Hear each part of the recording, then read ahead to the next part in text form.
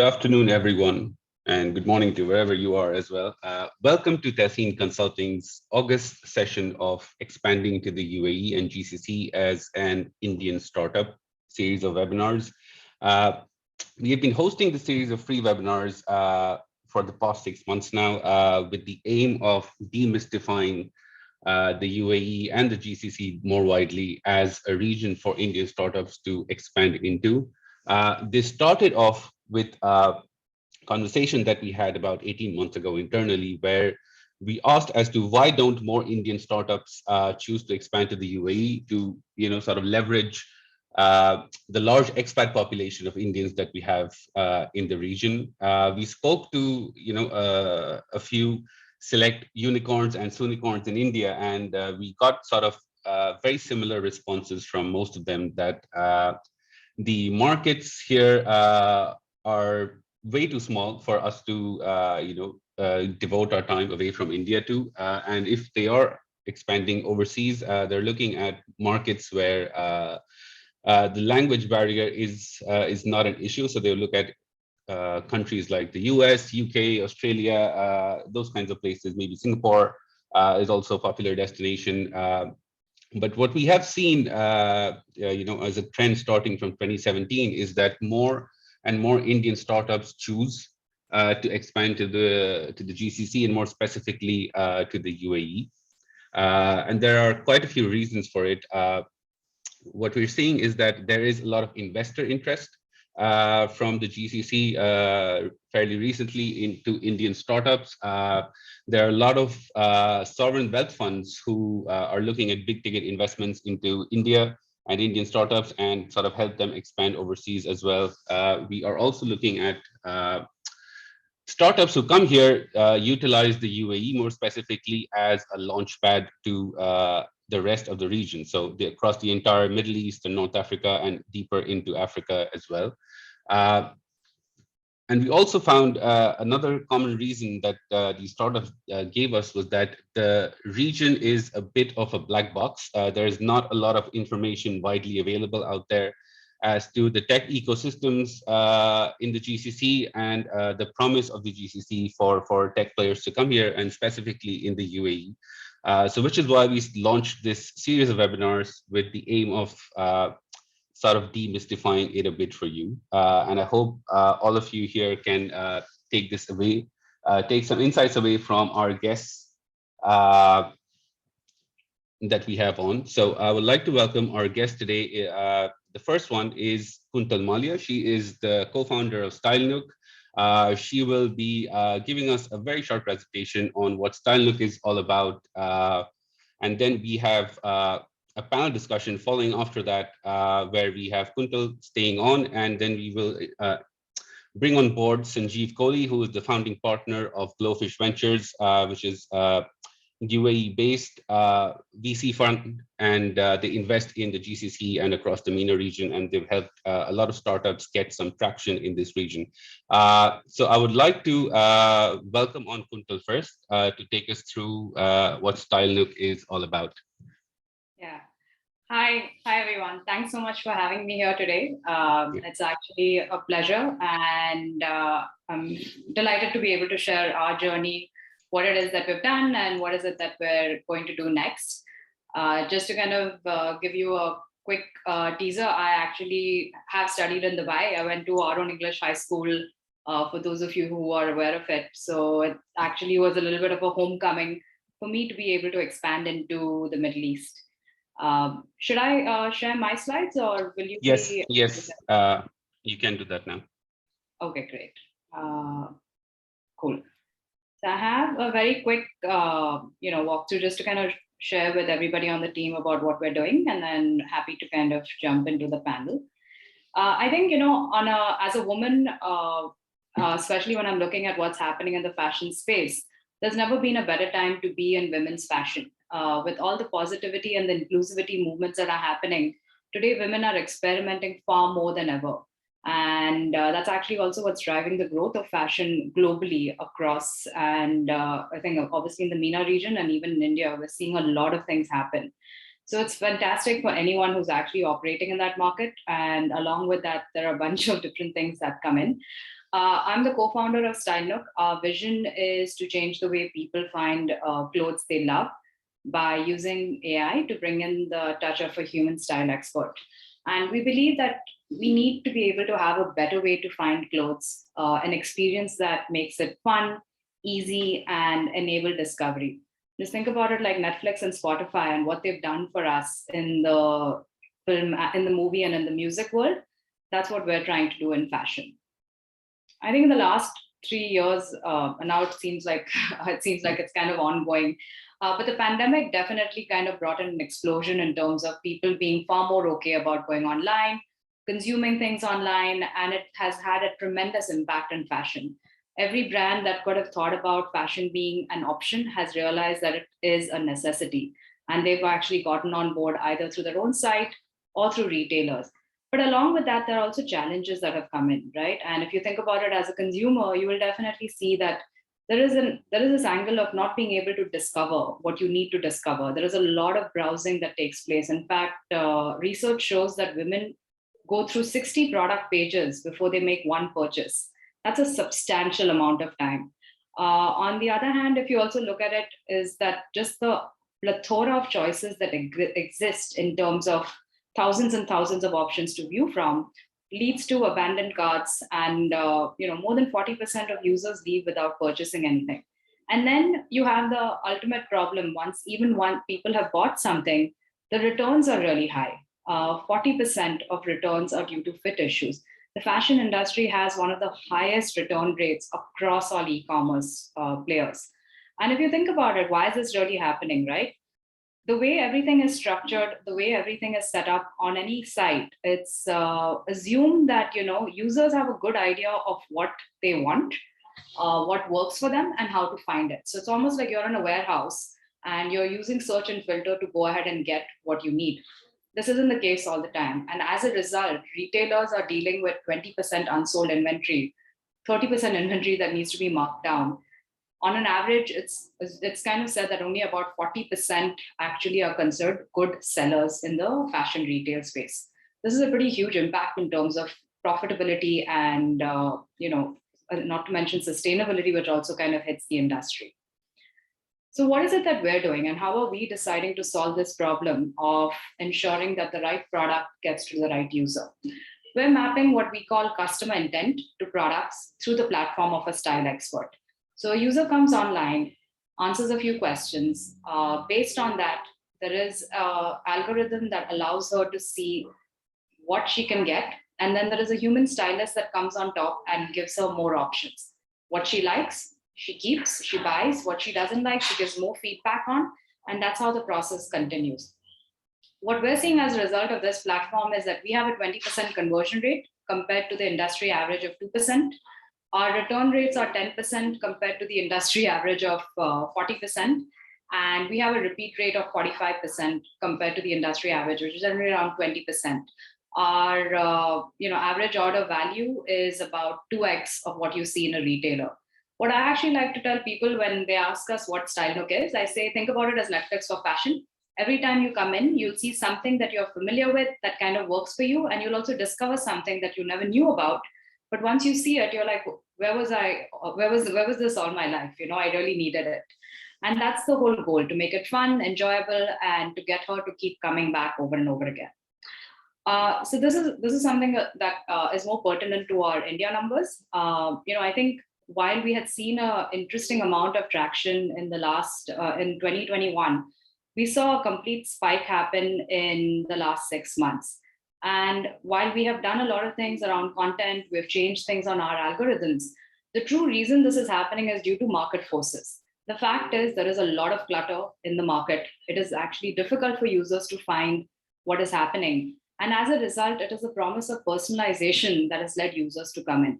I don't believe we're going to be the only people who are going to be solving this problem. I think over the course of the next few years, you're going to see several players in India and in MENA region solving how to make it easier to discover fashion.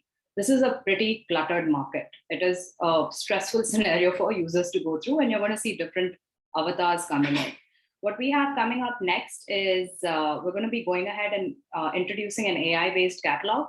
where the stylist becomes optional. Today, you do have to access a stylist in order to get a personalized curation, but we'll be moving to that becoming an option. Just a quick overview on the technology, because that actually plays into, I think, what we'll be discussing.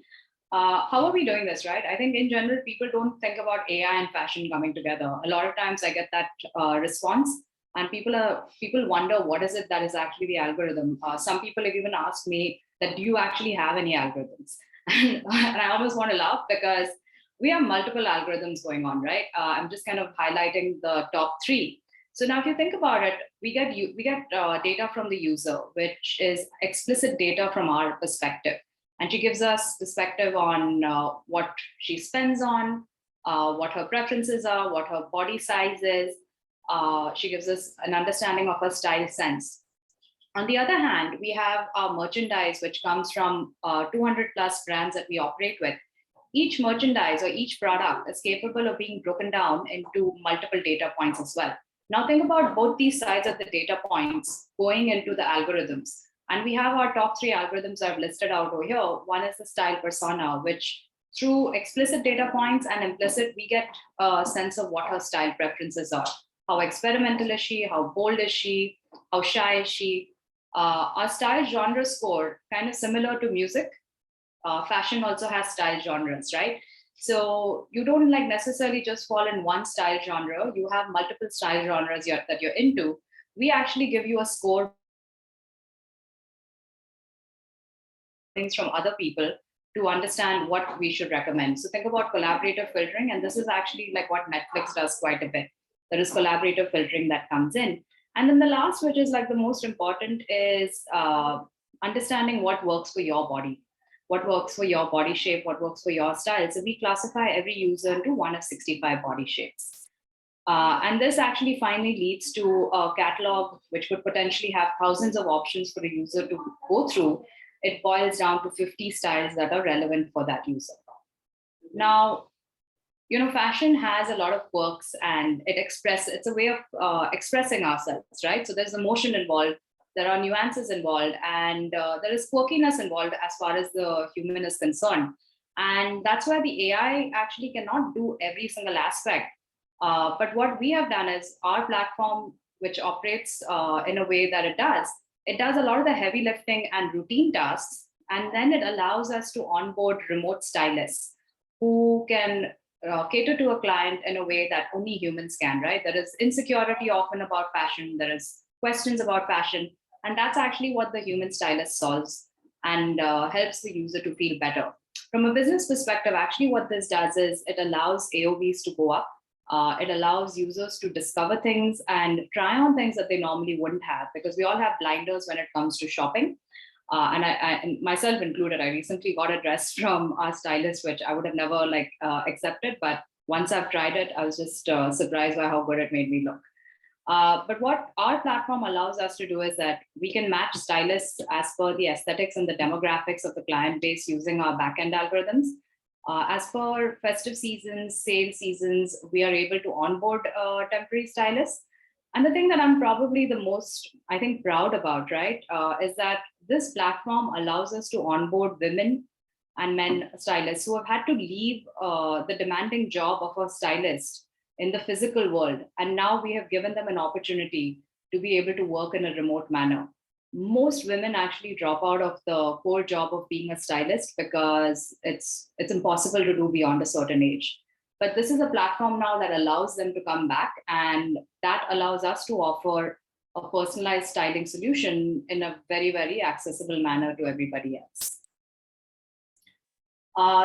The other thing that happens, which we don't talk about that much, but this is where we see a big change happening, is that the stylist actually encourages users to share valuable information, not just about herself, but about the data, about the product that she has seen and the feedback that she provides. And traditional tools don't bring in this information. But what this allows us to do, and we pass that information on to brands, is that it highlights features that she loves. It brings in new areas of demand.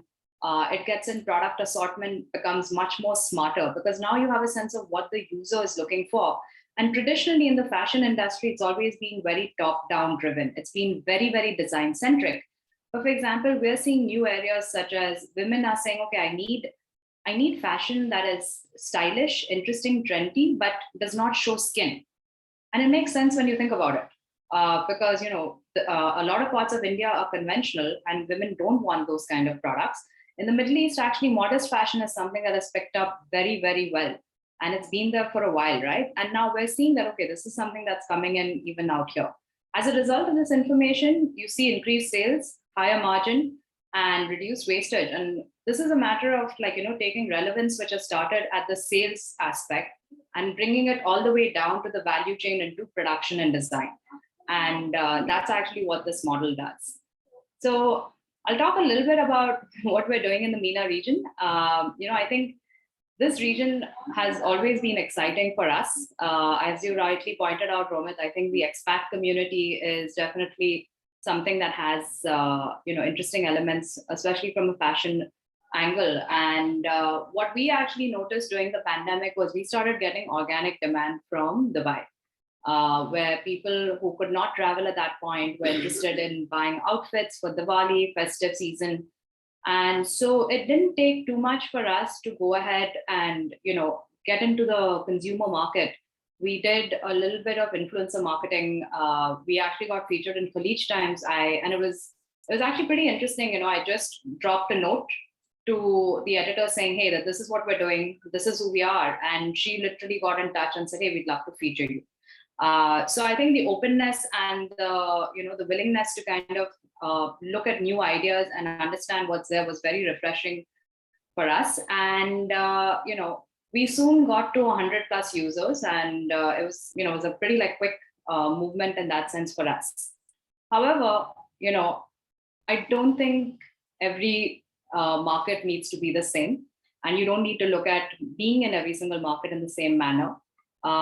We actually took a step back after we got our 100 plus users, and we said, okay, there are a couple of things that we do need to kind of look at and see that do we enter this market as a B2C to the customers directly, or do we look at another route? Now, for a service like ours to have an impact, we need access to a lot of brands, a lot of different brands, right?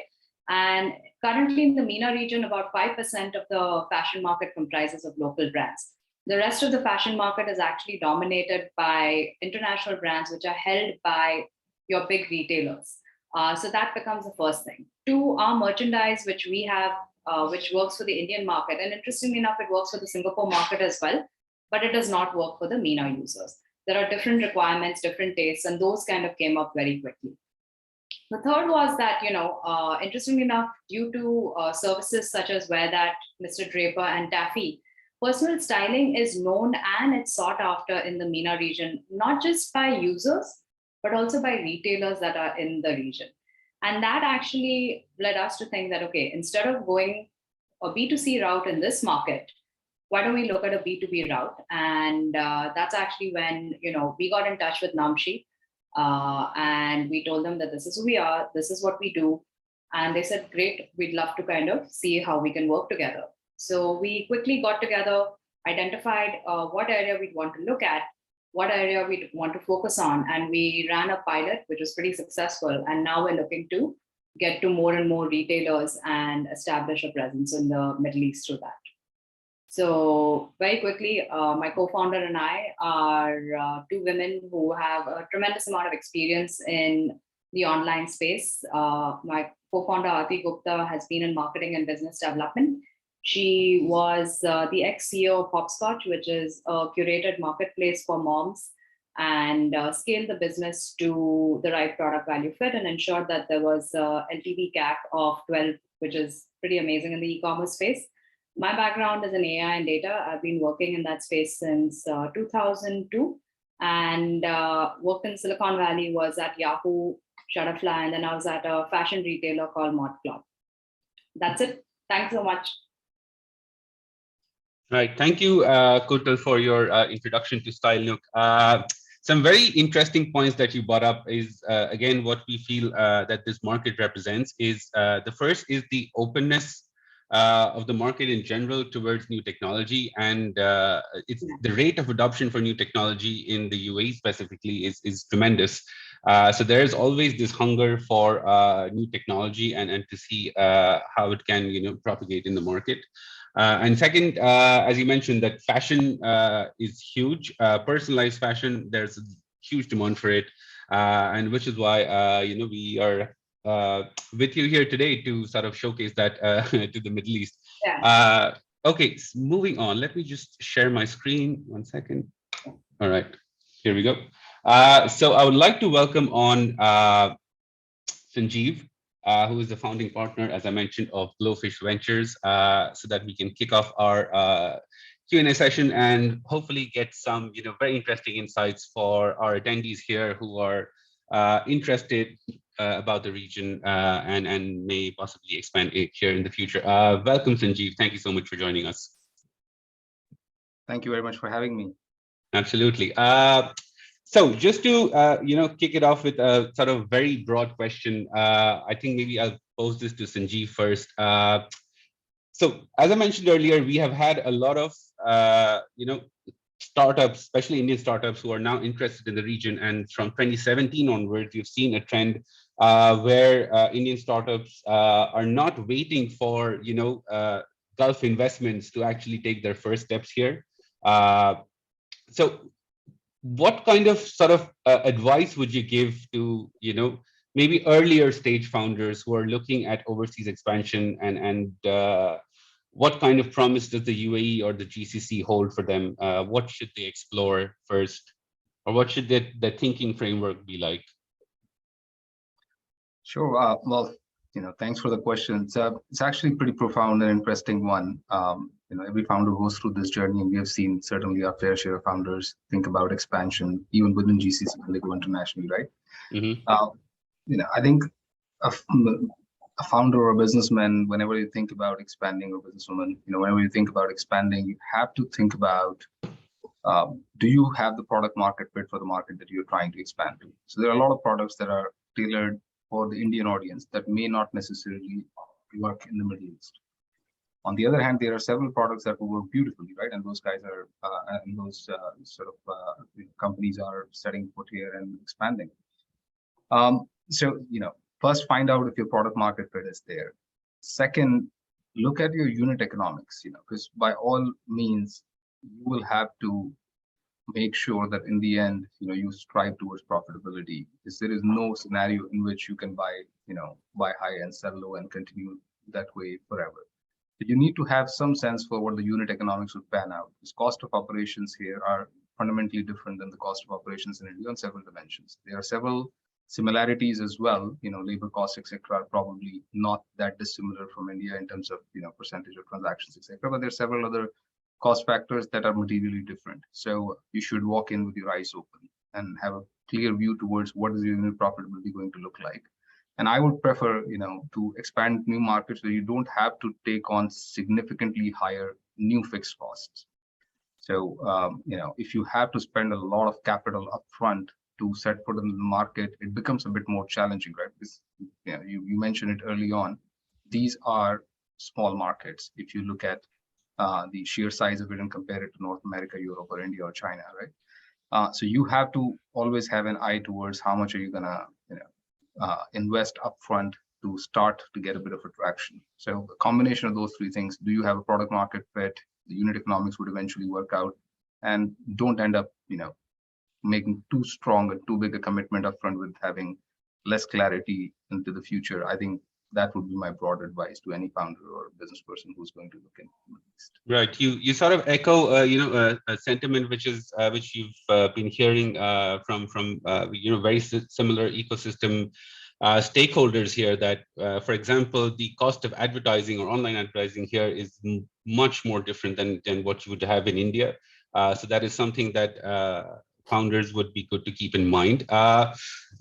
The product market fit, Kuntal, you touched upon this briefly about modest fashion, right? Where similar conservative fashion choices exist in India and in the Middle East, where it is taking off, as you mentioned. Would you like to sort of expand on that a bit in this context?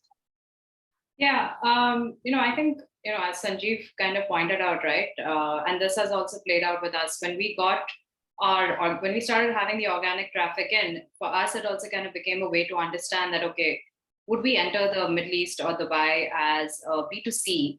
Because the costs actually are pretty high. You are looking at cost of acquisition, you're looking at cost of educating, you're looking at, having to set up a local operation which allows you to get the merchandise that is relevant, etc., and all that, right? But what we were interested in seeing is that, okay, is there overall demand for personal styling and personal shopping, and how does this, and can our models fulfill it with the technology that we have built, right? So that was actually what we're trying to do. And I think in terms of, modest fashion, it kind of plays to the whole thing of where, in some ways, women are kind of coming to terms, and that's why I said the whole inclusivity movement is fantastic, right? Because it doesn't matter whether I am, large, whether I'm old, or whether I have a certain personal context that I'm operating in. Today, women believe that I can look good, and I have the right to look good. It's actually almost that thing that is coming out there. I mean, if you just look at it in a very different manner, right? There are tons and tons of plus size movements that are happening now. It's not as if like the ratio of plus size women has increased radically over the last few years. They've always been there, but they're now speaking up. Similarly, older women are saying that, don't like tell me I can't wear this. And similarly, I think it comes down to modest fashion saying that, hey, I don't want to be dressed horribly. I want to look stylish how I am. And that actually leads to the requirement. It needs to the demand of identification of outfits that are interesting that meet this context.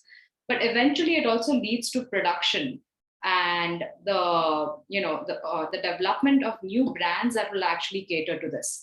You see the challenger brands that are coming into the market are coming in order to meet these requirements that users are actually talking about.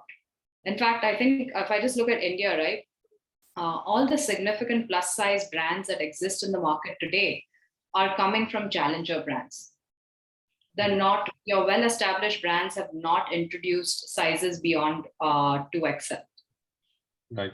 So you're saying that these niche movements are gathering pace, and that's where these earlier stage startups should look at to sort of disrupt them and offer what the market is demanding.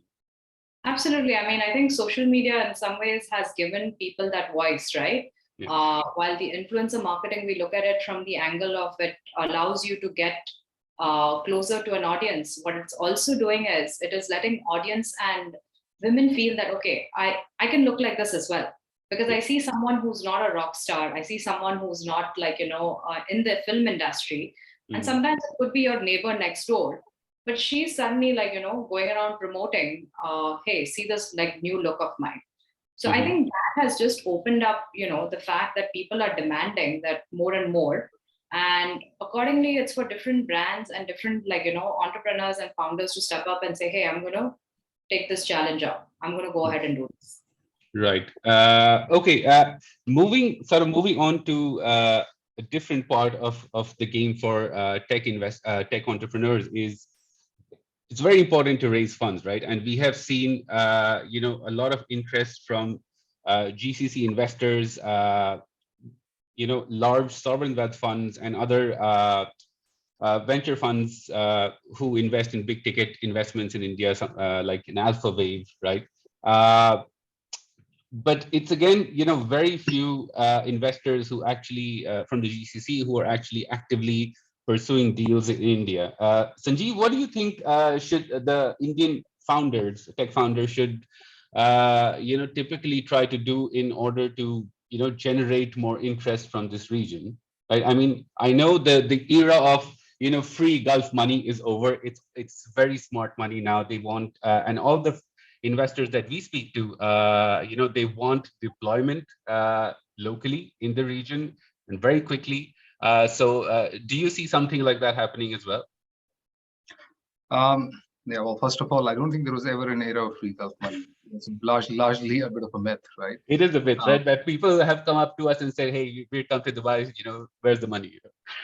Just because a region may be blessed with abundance of wealth doesn't necessarily mean they're ready to deploy in anything and everything. Yeah. So I think that itself is one of the messages probably I would communicate, right? I sense a lot of founders, and even here as well, right? And not just in India. Um, Same for the American founders, etc. It comes with a little bit of misunderstanding of the region. Just because there is money here doesn't necessarily mean it's a free handout. You have to put yourself into the shoes of the counterparty in order to be able to better understand what their goals, objectives, etc. are from the conversation they're having with you, and then see if there is a potential intersection between between your objectives and theirs, and then move the conversation forward.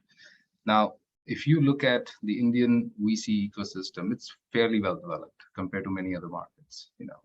I'm sure some of the founders will have their horror stories and sob stories here, and for all right reasons. But there are plenty of founders also who are very happy with the establishment that exists in India, and the diverse sort of set of VCs that are operating there. The simple reason why you don't see a lot of VC money at early stage flying in from the Gulf to India is because it's hard for the Gulf-based VCs to compete with the Indian VCs. Kudos to them; they've done well. So the message one from my fellow founders in India would be actually do a great job at impressing and convincing the Indian VCs, because they are going to be your best bet, whether you like it or not. When we talk about what would be the scenarios where you could potentially get Gulf-based money managers excited to invest in you, it's either one of the two scenarios. One you talked about, where you have a later stage company, and now the risk is fairly well understood, if not fully mitigated. It's fairly well understood, and the overall business has a lower risk profile versus a super early stage startup. So that typically happens at Series C and later. And that's where the big money managers in the Gulf may get excited. But the small ones will be priced out. They will not be able to compete with the Indian VCs. That's the reality of it, or the value-based VCs. The larger ones will be able to come in because they can write $50, $100, $200 million checks. And for them, materiality is everything, because a $5 million deal is not going to be exciting for them. The cost of doing the diligence to actually make a term sheet happen would not justify looking at something like that. So the larger sovereign-based typical money managers here would look at big deals. That's one scenario in which money flows into India from here. The other scenario would be, as you also alluded to, is if there is an interesting use case to expand here earlier or faster than the startup would otherwise would have done, simply because the market presents an interesting opportunity, and the folks here who are willing to put money in also are convinced about that opportunity. Now, this typically doesn't tend to be a VC, money. It tends to be a strategic investor who would like to basically bring a new business model here, because they've got access to the market in a unique way, which can help unlock the potential here. So then the marriage of thoughts happen. So again, taking a step back, right? There's no free money, there's no easy money. Try to understand what the other party is trying to do so. And one of the two scenarios, whether you're late stage and there's opportunity to make reasonable return on sizable capital investment, is there, or you have an interesting use case here that could actually fly very quickly, and you may not anticipate that. Those are the only two scenarios in which people will get excited here to put money in businesses, or for that matter, any other geography businesses. Right. I completely agree with your point that the Indian venture ecosystem is much more developed and stronger than here in the Middle East. And again, small ticket investments from here won't justify the cost of due diligence. Right. Kuntal, is that something that you see from your end as well, from India, that, raising interest from the Gulf for earlier stage startups is far more difficult than getting, partners on board from India directly? I mean, I think, what you and Sanjeev said, right? If you are actually doing something which has impact in that region, then the investors are interested. If we were saying that, oh, we're building for India and India only, then I don't think we haven't seen that kind of interest. But we've seen interest once, investors realize that what the technology that we've built is actually capable of being deployed in the Middle East without any additional costs or any additional charges that you would expect. Then that's when we've seen interest from Middle East investors. So I think it comes down to the fact that, okay, they can see that there is a deployment scenario that is happening immediately. then I think that's something that we've seen. But I think also you're right that the ecosystem in India is pretty developed. It's quite vast. So what happens is that you actually land up finding funding options within the market itself. If you're building something for India, you will definitely find it. And I think I remember one time an investor told me something. Even though they were a smaller investor, they said they don't really have the ability to understand the Indian market. That's not where their headspace has been. They know how to evaluate, and they were an international investor. And they said that's one of the biggest reasons that they often don't look at India investments, because it's not a region that they've spent time studying and going deep into. Right. Understood. I mean, and also the size of the Indian market lends to, a different dynamic of complexity, which takes some time to getting used to and to make, informed decisions on. Right. So continuing on this theme of funding, right? There has been a lot of talk in the media, on Twitter, across spaces about, the investment and funding winter that is going on right now, right? Because of market conditions, venture capital is slowly starting to dry up especially for growth stage startups and later stage startups. And a lot of them are turning over to venture debt, right? Sanjeev, how do you see this on the ground? Like, how much of the media that we read is true, or is it just a lot of hoopla? And should founders be worried? Well, there's no smoke without fire, is there? So I do think there is a good reason to be worried. But it's going to be probably unfair for me to say you should be worried. I think you should look at it as an opportunity to actually fundamentally transition to a bit more healthier set of business practices. I earlier alluded to buying high and selling low, right? So while I would not like anybody to take that literally, but there are several startups that take a very long time to take a deep hard look at their fundamental economic viability, and those are going to get into a significant challenge, right? The days of I will keep investing in brand and monetize, at some time later in distant future, I think those days are not here anymore. So those kind of startups will struggle to raise funding. And therefore, as I said, look at it as an opportunity as founder, try to figure out ways to move your businesses to fundamentally better economic viability paths. Look at your cost structures, look at things a bit more, to do things a bit more effectively and efficiently. You don't necessarily have to, focus only on the top line growth. There is value in actually being cost effective. And I'm not saying go on a cost cutting exercise. I'm saying basically just pay attention to it, right? Because there's a lot of leakage, there's a lot of wastage. And I think that's a path, whether we like it or not, most of the later stage startups will have to adopt at least for the next 12 to 18 months. Because in absence of big tickets and big funding sizes, you don't want down rounds because they hurt you disproportionately. So you don't really have a choice. You'll have to look at it. And the situation is very real. Right.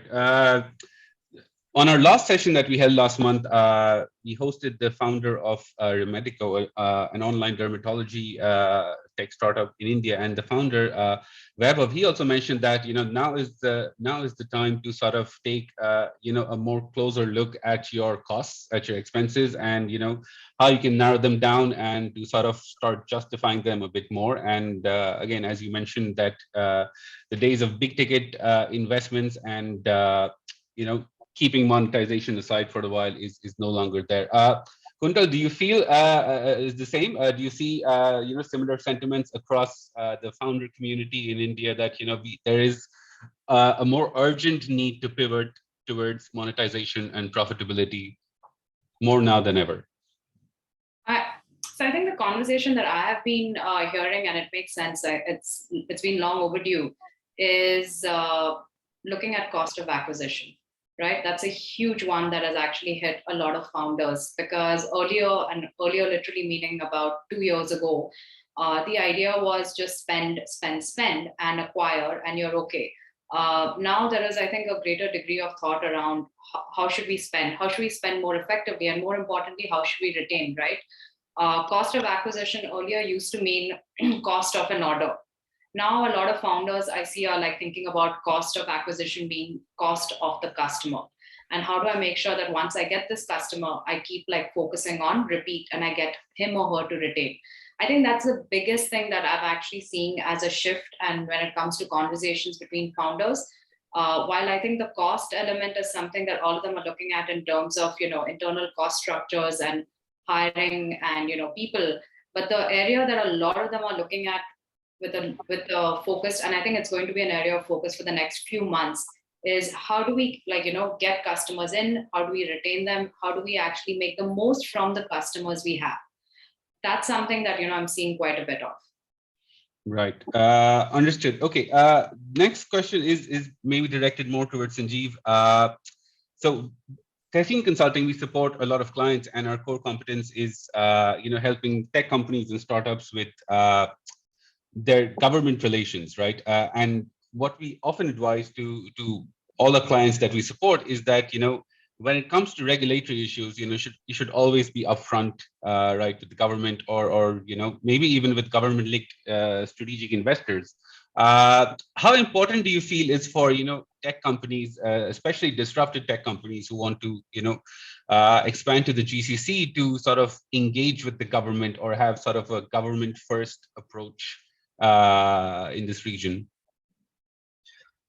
Well, first of all, whether you are a tech company, whether you're a brick and mortar company, whether you are any company, if you are operating in a scenario where your business or market is regulated, or certain significant aspects or critical aspects of business are regulated, then the biggest source of value creation for you, whether you like it or not, is going to be regulation. Unfortunately, that's a sad truth in life. And therefore, again, I said, whenever you see challenges, also look at the opportunities, and I'm rightly positioned. The opportunity is to be proactive about managing the regulatory aspects of whatever the potential impact to your business. Have it front and center on your mind and take proactive steps about it. Now, having said that, for a very long time, at least in several markets, permission was not the focus. Seek forgiveness later was the focus. Act now and ask for forgiveness, as opposed to ask for permission and then act. I think in general, as an entrepreneur, it's not a bad strategy. So if your heart's at the right place, if you're not doing anything criminal or something that is obviously a no, then you will, or unethical, you will be fine if you seek forgiveness later. But it doesn't hurt to ask for permission if you have thought through how to get that permission. It doesn't hurt. So it's a careful balancing act. I would hate to be too prescriptive about it, because it depends on situation to situation. But it is probably better in the GCC to seek permission and versus asking for forgiveness. While in other markets, the latter is probably a better skew to go with.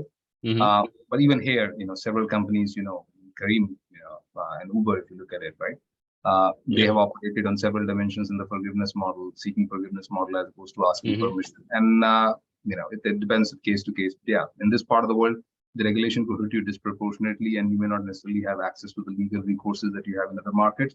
So I would think about it proactively, and to the extent possible, I can get the permission, I would do that. Right. Kuntal, do you see it a bit different in India? Because I would assume, since you are, gathering a lot of data from customers, so personal data protection, although the center is still to finalize the law that they've been working on since 2018. Do you see a lot of your time being spent on these kinds of issues? No, but we've always maintained a very strict data privacy policy on our end. So it's something that we're pretty adamant on as to how we do it. We give that promise out to our users. We don't share that data. That data is actually masked anonymously, even within the company itself. So that's something that we've always been very clear about. Even the stylists who are actually working on the user, there is no way for them to identify that this is the actual customer that they're kind of working on. So that's something that we've taken seriously from day one. And it's just something that, and I think it's always, data is always something that can come up from anywhere and be an issue. In India right now, there is a little bit of I would say, laxity around it. But I think from our perspective, we know the kind of information we're collecting is also personal and sensitive to the user base that we deal with. So which is why we've developed these kind of measures. Right. Okay. So moving on a bit. So we have, identified, as I mentioned earlier, some 40 plus Indian startups have expanded to the MENA region over the past few years. But I've seen just very few, maybe one or just two, who have, set foot outside of the UAE. So it's mostly UAE and Saudi Arabia where they operate in, and 70% of them just in the UAE, and I think just one or two in further away in Egypt. So Sanjeev, do you think there are some fundamental issues for Indian startups who enter and try to scale across the region that they face, which prevents them from going further into the Gulf region? I don't think it's the statistics you mentioned are only limited to Indian startups. Look at the startups that have originated out of the UAE. I think you'll be pretty close, in terms of how they have performed. So the numbers will not look very different.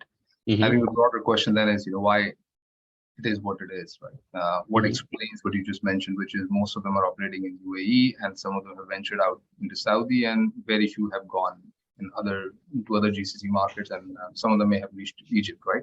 The Egypt one is a simple, I think, to understand. It's a very large market, 100 million people, and it's the largest market in this part of the world, right? And the tech talent and some of the other BPO talent, etc., is fairly, widely available at a cost-effective manner. So Egypt becomes an obvious choice in that sense when you talk about expanding. But before Egypt, I think if you ask any of the founder here in the UAE or in any of the other GCC non-Saudi country, where would you like to expand? The first thing we'll say is Saudi. But it's one thing to say I would like to expand to Saudi and be able to expand to Saudi. Yeah. It's a transition. It's a journey, and it's not as straightforward because they have their own set of rules, their own set of mechanisms to allow businesses to enter, and that takes a little bit longer than potentially you or I would like it to take, but it is what it is.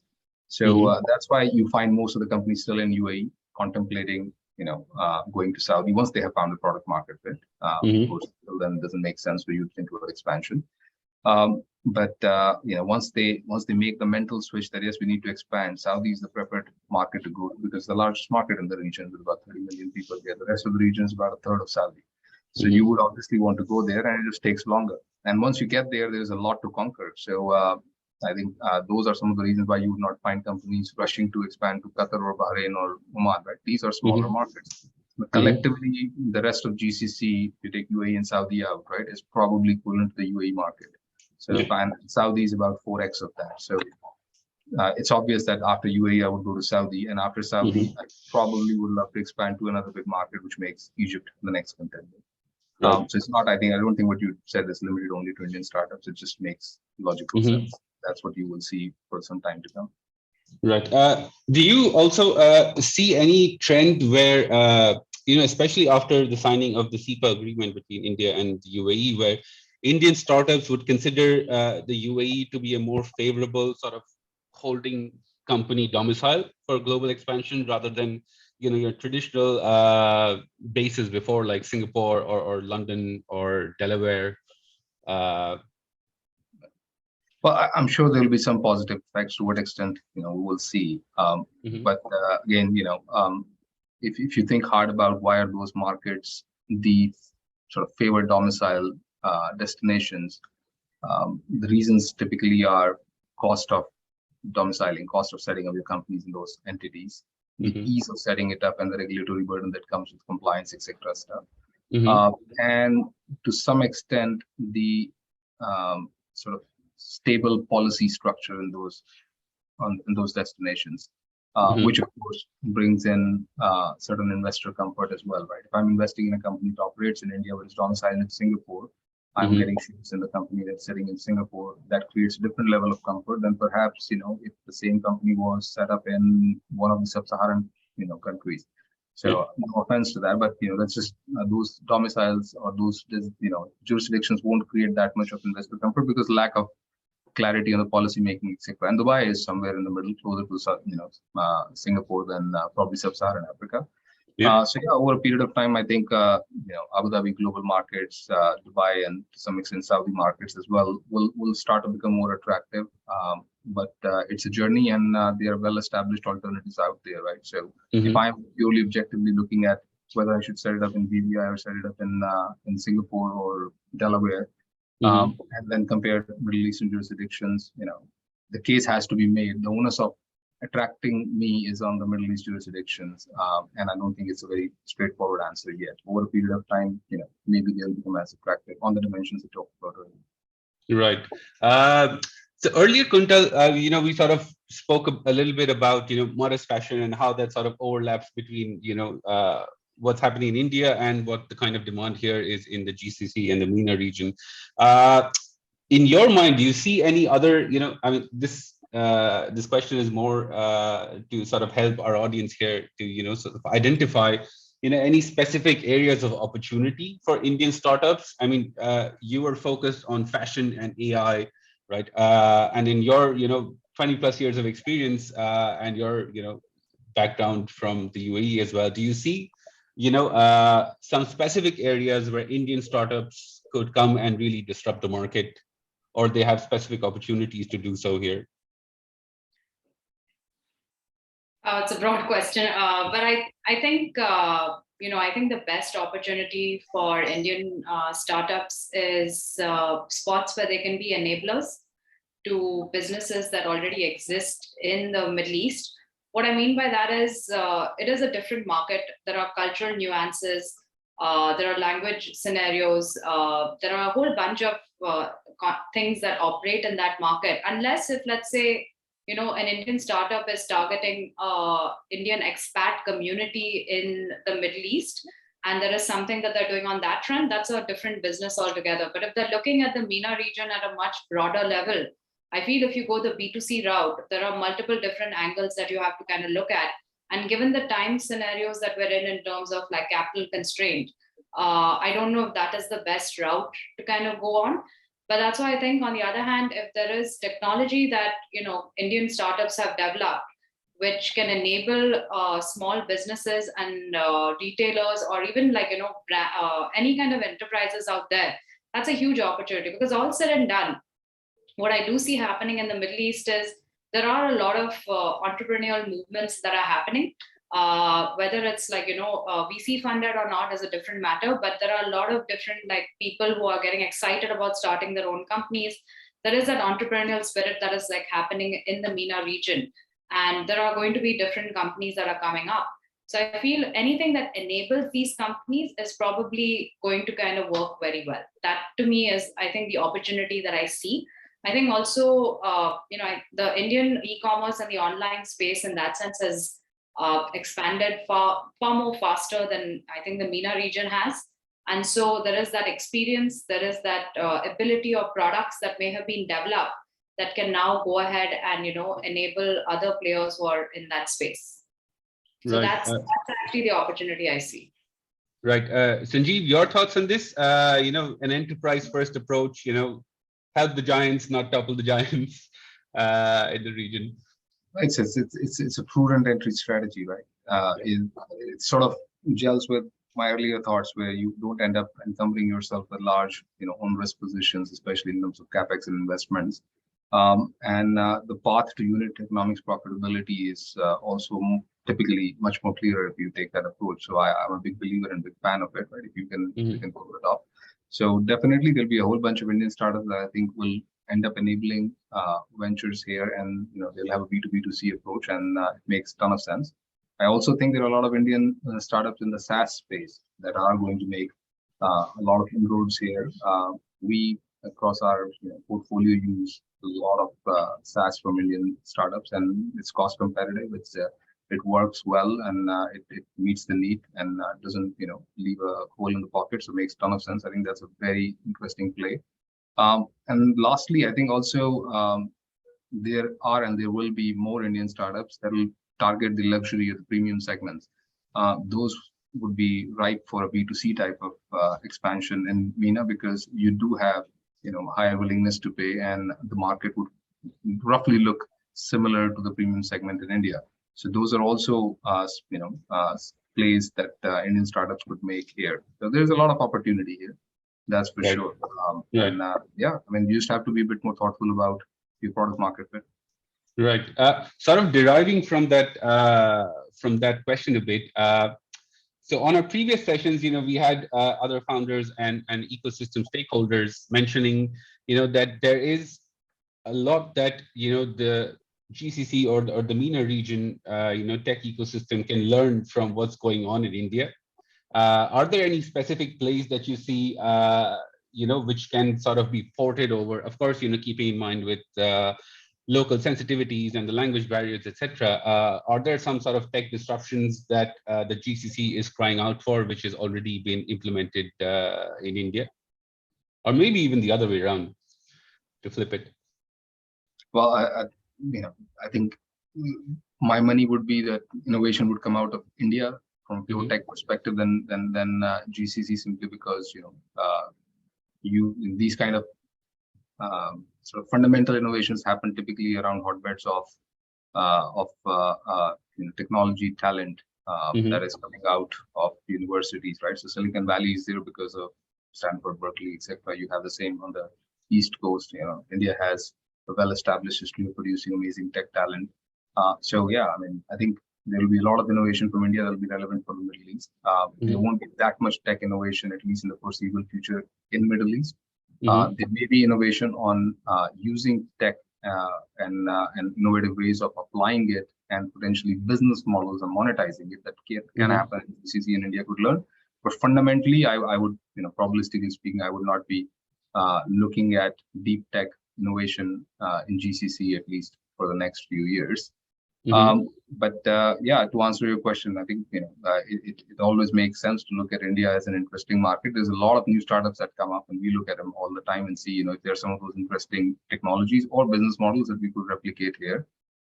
So there is, I mean, anybody who thinks otherwise would probably miss out on opportunities if we don't do that. So our radar is, very keenly tuned to what's happening in India and around the world.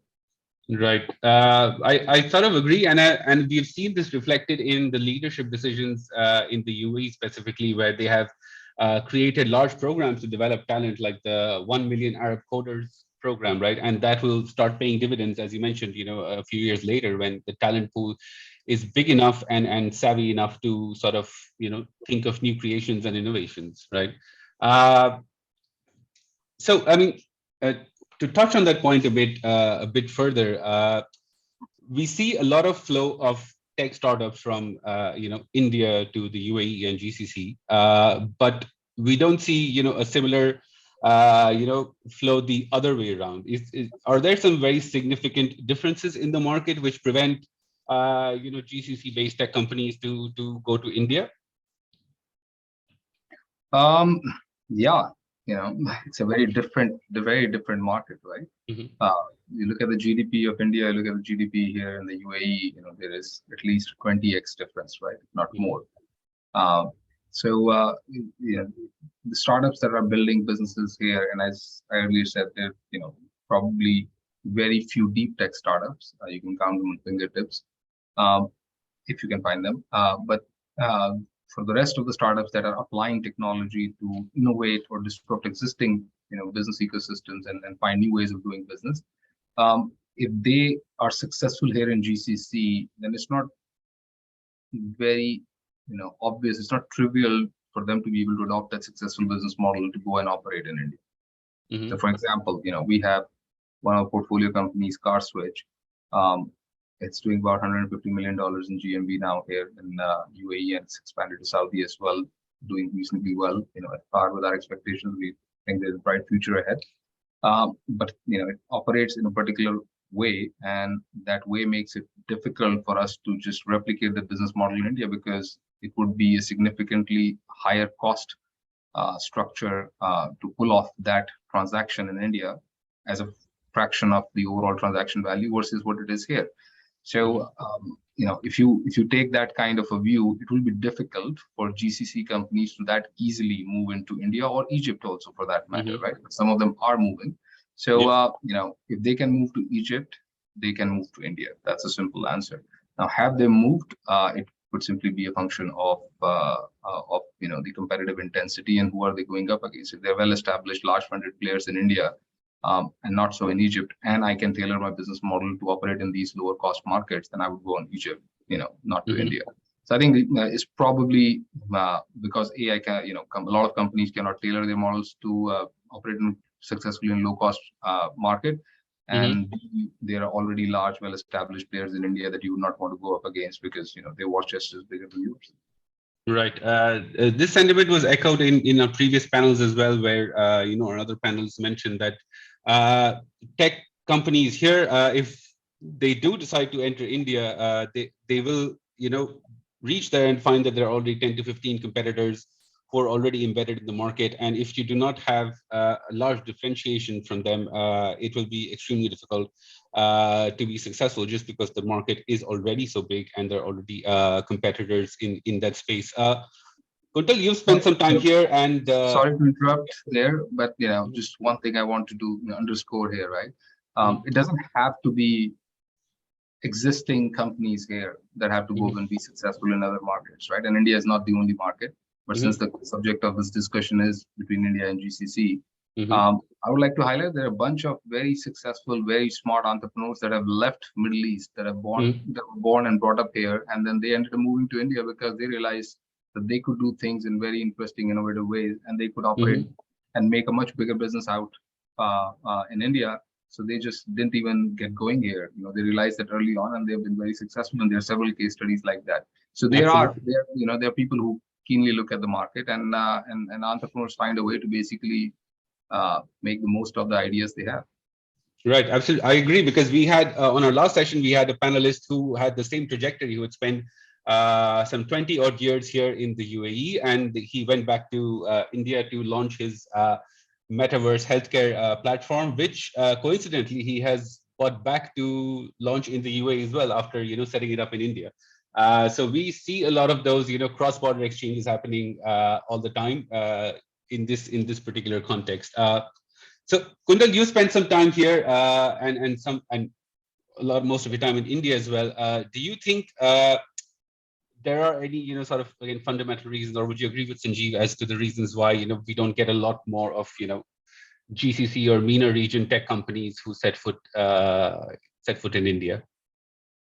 So I think what Sanjeev said made sense, but I don't know if I don't know if there's an opportunity for, let's say, interesting consumer brands that are developed in the region that could actually be transitioned. I've seen small bits of it happening right now, so nothing that is explosive. But I'm just thinking, and because we operate in fashion and beauty, there are crossover elements that can happen. There is always, the desire, and women always want, men as well, but I'm just going to focus on women right now, is if there's an opportunity for them to access something that seems like it's not available out here, but it is part of another culture, and then it can be brought out here. Those angles are always like up for play. I haven't necessarily seen something that big kind of come in yet, but I think there are like different signs that I see of smaller brands doing things like that, whether they're operating in UAE, but then they're also coming to the Indian market and operating through different smaller retail outlets. So I think consumer brands may be an opportunity that could kind of work out.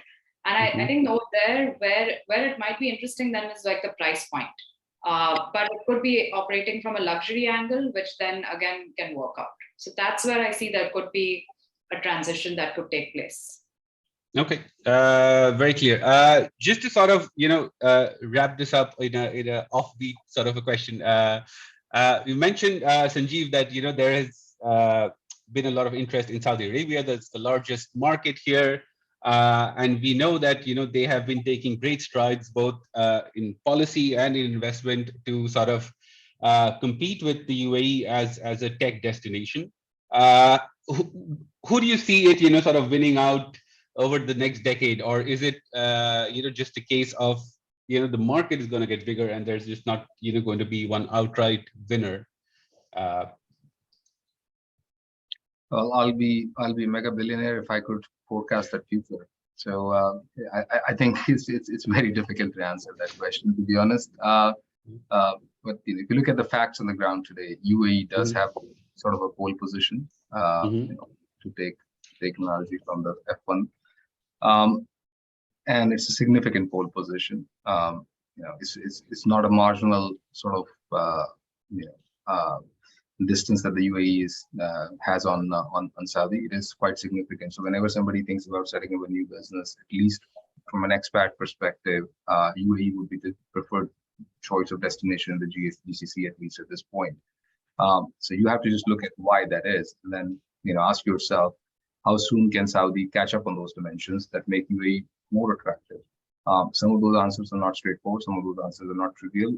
But I would be not betting against Saudi at this point, because look at the change in the reform that has happened in that market over the last couple of years. So if they keep up that pace, then theoretically there is a possibility of them eliminating or eroding some of the distance that exists between them and the UAE in terms of founders finding this place more attractive. But yeah, we'll see. Let the movie play out. Right, and let's not discount other smaller countries as well, because they're focusing. For example, you have the Bahrain FinTech Bay, in Manama. Qatar is also making a lot of strides towards developing its FinTech market. So we might just see just the pie getting bigger rather than more winners and losers in this scenario. Right, so that sort of brings us to the close of this panel discussion. So I will, for our audience here, I'll just give you a very quick brief on what we do as Tahseen Consulting. So like we're helping Kuntal and StyleNook here, we help startups with their expansion into the region. We help them set up with stakeholders, with investors. We facilitate meetings in terms of policy, of investment, and we help with influencing regulations if you are in a highly regulated or even an unregulated market. That is where our expertise lies. So if you are interested in talking more, if you're interested in expanding to the UAE, please give me a call or just send me an email, and I'll be happy to help you in however way we can.